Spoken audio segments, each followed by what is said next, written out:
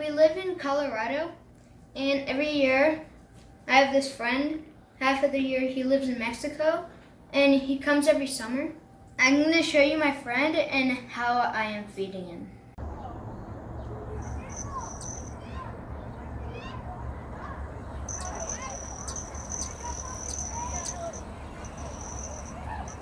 You would have guessed it. It was a hummingbird. And this year he brought his whole family over, which is hard. And so, because that happened, we're going to show you how to make sugar water for hummingbirds. And it's always a 1-to-4 ratio. And it's usually 1 cup sugar and 4 cups water. We're using half a cup of sugar because our hummingbird feeder is too small, fortunately, and just 2 cups of water.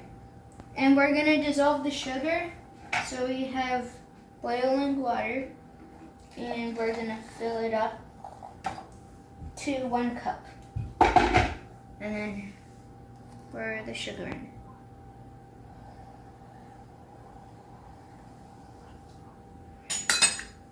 And then now we use the hot water to help dissolve the sugar. We're using ice to cool it down because the hummingbirds are hungry and we don't want to make them white. So we're gonna pour the ice in. So 2 cups. And then